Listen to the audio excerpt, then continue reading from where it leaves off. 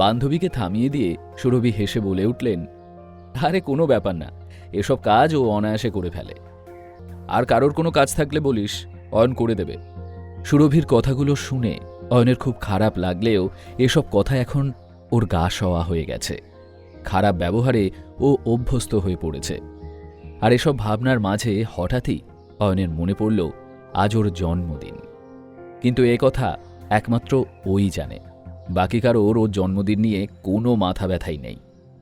অয়ন শাশুড়ির দিকে চেয়ে বলার চেষ্টা করল, কিন্তু মা, এখন তো আমি দিশার একটা কাজে। কোনো কথা নয়, চুপচাপ কাজটা করে দাও। না চাইতেও অয়নকে রাজি হতে হয়। সুরভির বান্ধবী নিজের জুতো খুলে অয়নের হাতে দিয়ে বলেন, জুতোর এই দিকের ফিতাটা খুলে গেছে, জাস্ট এটা ঠিক করে আনলেই হবে। মন মরা দৃষ্টি নিয়ে অয়ন জুতোটা দেখল। সুরভির বাকি বান্ধবীরাও অয়নের ওপর নিজের কোনো না কোনো কাজ চাপিয়ে দিলেন। অয়নের ভালো লাগছিল না, অথচ না চাইতেও কাজগুলো তাকে করতে হবেই। এমন সময় সামনের দেওয়ালে ওর আর ওর স্ত্রী শ্রীমন্তীর ছবিটায় চোখ পড়ল অয়নের।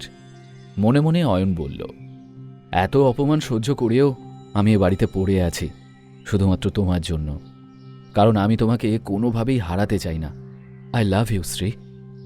নিজেকে সামলে অয়ন ম্যানশন থেকে বেরিয়ে নিজের বাইকে উঠে বসল। আর তখনই ওর ফোনে ওর বউ শ্রীমন্তীর মেসেজ এলো, একবার আমার অফিসে আসতে পারবে? মেসেজটা পড়ে অয়নের ঠোঁটের কোণে হাসি খেলে গেল। সারাদিনের সমস্ত মন খারাপ এক লহমায় সরে গেল ওর মাথা থেকে। আজ প্রথমবার শ্রীমন্তী ওকে নিজের অফিসে ডেকেছে। শ্রীমন্তীই ওর বেঁচে থাকার একমাত্র কারণ। শ্রীমন্তীর জন্যই ও নিজেকে এত সমস্যার মাঝেও সামলে রাখে। শ্রীমন্তীর মুখটা দেখলে অয়ন নিজের জীবনের সমস্ত কষ্ট ভুলে যায়। ওর খুশির জন্য যা যা করার দরকার অয়ন করবে, কিন্তু নিজের থেকে কখনো শ্রীমন্তীকে আলাদা হতে দেবে না। মেসেজটা পেয়ে অয়ন মৃদু হেসে বলল, শ্রী, আজ প্রথমবার তুমি আমাকে তোমার অফিসে ডাকলে। আমি জানতাম আমার বার্থডের কথা আর কারণ মনে থাক বা না থাক, তোমার ঠিক মনে থাকবে। এই কারণেই তো আজ তুমি আমাকে ডেকেছ। আমিও ভীষণভাবে ওয়েট করে আছি তোমার থেকে সারপ্রাইজ গিফটটা পাবো বলে। আমি আসছি। ভাবনা থামিয়ে বাইকে উঠে বসল অয়ন। তারপর ফুরফুরে মেজাজে মল্লিক ইন্ডাস্ট্রিজের দিকে রওনা দিল। রাস্তায় একটা ফুলের দোকান দেখে কি মনে করে বাইক থামালো অয়ন। তারপর নিজের পার্সটা খুলে দেখল যে একটা মাত্র 500 নোট পড়ে রয়েছে তাতে। অয়ন মনে মনে বলল, আমার বাইরে পরে যাওয়ার তো তেমন শার্ট প্যান্ট নেই। ভেবেছিলাম এই টাকাটা দিয়ে একটা নতুন শার্ট কিনব, কিন্তু তার চেয়ে শ্রীমন্তীর খুশিটা অনেক বেশি ইম্পর্ট্যান্ট। সেই টাকাটা দিয়ে শ্রীমন্তীর জন্য একটা খুব সুন্দর ফুলের বুকে কিনল অয়ন। তারপরেই ওর মনে পড়ে গেল দিশা আর ওর শাশুড়ির বান্ধবীদের দেওয়া কাজগুলোর কথা। শাশুড়ির বান্ধবীর জুতোটা মুখের সামনে ঝুলিয়ে মুচকি হেসে অয়ন বলল,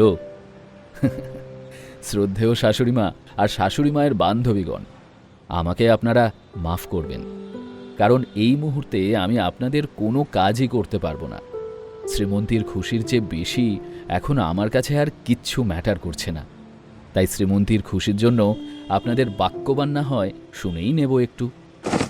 এই বলে জুতোটা সামনের একটা ডাস্টবিনে ছুঁড়ে ফেলে অয়ন বাইক ছোটালো মল্লিক ইন্ডাস্ট্রিজের উদ্দেশ্যে। মল্লিক ইন্ডাস্ট্রিজ শহরের সম্ভ্রান্ত পরিবারগুলোর মধ্যে অন্যতম মল্লিক পরিবারের নিজস্ব ব্যবসা। শ্রীমন্তী মল্লিক পরিবারেরই মেয়ে। অয়নের খুবই আনন্দ হচ্ছিল যে শ্রীমন্তী ওকে ডেকেছে। হয়তো খুব ভালোভাবে ওয়েলকাম করা হবে ওকে, বার্থডে বলে কথা। এসব ভাবতে ভাবতেই মল্লিক ইন্ডাস্ট্রিজে শ্রীমন্তীর অফিসে পৌঁছে গেল অয়ন।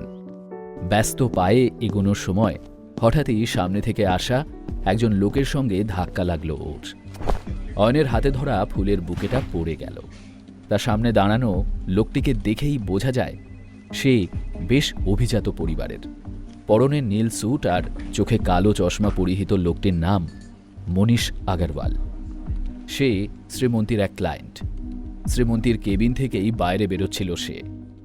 লোকটা বিরক্ত হয়ে অয়নকে বলল, আরে ইউ ইডিয়েট, চোখে দেখতে পাও না? কোথা থেকে যে সব চলে আসে কে জানে। দেখে তো মনে হচ্ছে 2 পয়সারও রোজগার নেই। এ অফিসে দাঁড়ানোর যোগ্যতা আছে তোমার? হুঁ, এমনভাবে হাঁটাচলা করছে যেন বাপের জমিদারি। তুমি কে হে? অয়ন বুঝল ওর পোশাক দেখে মনীষ ওকে অফিস বয় কিংবা অফিসের পিয়ন ভেবে নিয়েছে। অয়নের পায়ের কাছে পড়ে থাকা ফুলের বুকেটার দিকে এক ঝলক তাকালো মনীষ। তারপর তার উপর জুতো রেখে মুচড়ে দিয়ে চলে গেল সেখান থেকে। অয়ন নিচু হয়ে বসে ফুলের বুকেটার দিকে তাকিয়ে দেখল সেটা নষ্ট হয়ে গিয়েছে। অন্যদিকে এ সবই কাচের কেবিনের ভেতরে বসে থাকা শ্রীমন্তী দেখতে পাচ্ছিল। অয়নকে দেখে ওর চোখে জল এসে গেল। এক রাশ কষ্ট বুকে নিয়ে উঠে দাঁড়াল অয়ন। আর ঠিক তখনই ওর দৃষ্টি শ্রীমন্তীর কেবিনের ভেতরে পড়ল। ভেতরে বসে থাকা শ্রীমন্তীকে সে পরিষ্কার দেখতে পাচ্ছিল। শ্রীমন্তীর চোখে জল দেখে এক মুহূর্তে সব অপমান ভুলে গেল অয়ন। মুখে হাসি টেনে নিজের মনেই ও বলল, জানি এসব সহ্য করতে পারছো না তুমি, কারণ তুমিও যে আমাকে ভালোবাসো। তাই তো আমার অপমান তোমার চোখে জল এনে দেয়। অয়ন শ্রীমন্তীর কেবিনে ঢুকতেই শ্রীমন্তী চেয়ার ছেড়ে উঠে জানলার পর্দাগুলো টেনে দিল। ওকে আশ্বস্ত করতে অয়ন ওর কাছে এসে ওর চোখের জল মুছে দিয়ে বলল, আরে তুমি কেন কষ্ট পাচ্ছ? যা হয়েছে হয়েছে, এসব নিয়ে একদম মন খারাপ করো না তুমি। ঠিক সেই মুহূর্তেই অয়নকে অবাক করে দিয়ে চিৎকার করে উঠল শ্রীমন্তী, সরে যাও তুমি আমার কাছ থেকে। কেন পড়ে রয়েছো এখানে? কেন চলে যাচ্ছ না আমার জীবন থেকে? শ্রীমন্তীর কথায় স্তব্ধ হয়ে গেল অয়ন। স্বামী না, তুমি আমার জীবনের একটা অভিশাপ। কি চাও বলো তো তুমি আমার কাছ থেকে? বাবা জোর করে তোমার সঙ্গে আমার বিয়ে দিয়ে আমাকে এই সম্পর্কে বেঁধে দিয়েছে। তুমি তো আমার যোগ্যও নও, তা সত্ত্বেও বাবা তোমার মতো একটা লোকের সাথে আমায় বিয়ে দিয়ে দিল, আর তার শাস্তি আমি আজও ভুগছি।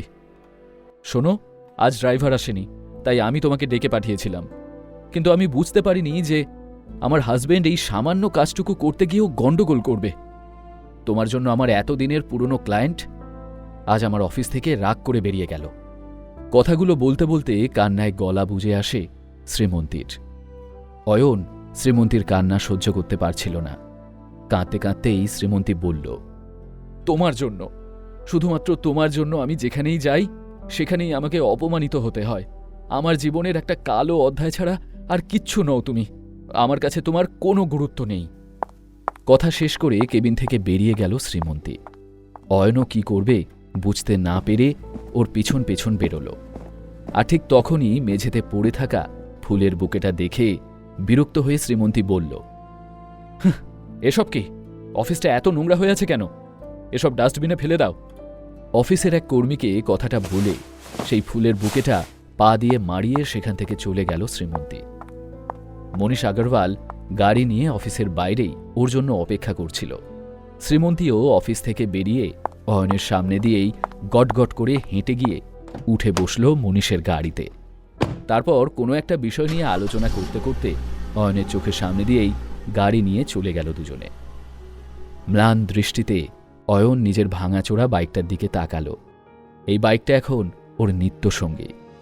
চোখে জল নিয়ে অয়ন আপন মনেই বলল, কোনো ব্যাপার না শ্রীমন্তী, আমি জানি ভুলটা তোমার নয়। আমার পরিস্থিতি এই মুহূর্তে ভালো নয়, কিন্তু আমার বিশ্বাস একদিন তুমি ঠিক আমাকে বুঝবে। যে খুশি, যে আনন্দ তুমি আমার কাছ থেকে চাও, একদিন ঠিক সেসব তোমাকে এনে দেব আমি। আই প্রমিস, তুমি আমার, শুধুই আমার। আর একদিন না একদিন তুমিও ঠিক সেটা উপলব্ধি করতে পারবে। অয়ন বাইকে উঠে বসতেই ওর সামনে একটা কালো রঙের লাক্সারি গাড়ি এসে থামল, আর সেটা থেকে নেমে এলেন একজন মধ্যবয়স্ক ব্যক্তি। লোকটিকে দেখে চমকে উঠল অয়ন। এখানে তার উপস্থিতি কল্পনাই করা যায় না। লোকটা অয়নের কাছে এসে বলল, ছোটবাবু, এশিয়ার সবচেয়ে প্রভাবশালী এবং বিখ্যাত রায়চৌধুরী গ্রুপ অফ কোম্পানিজ আর তার কোটি কোটি টাকার ব্যবসায়িক সাম্রাজ্য আপনার অপেক্ষায় রয়েছে। এই সাম্রাজ্যের দায়িত্ব নিজের হাতে তুলে নেওয়ার সময় এসে গেছে আপনার। কে এই রহস্যময় মধ্যবয়স্ক ব্যক্তি? শ্রীমন্তীই বা কেন অয়নের সাথে এমন ব্যবহার করছে? অয়নের জীবনের সঙ্গে জড়িয়ে কোন রহস্য? জানতে হলে শুনতে থাকুন এই গল্পটি, শুধুমাত্র পকেট এফএমে। লিঙ্কটি রয়েছে ডেসক্রিপশনে।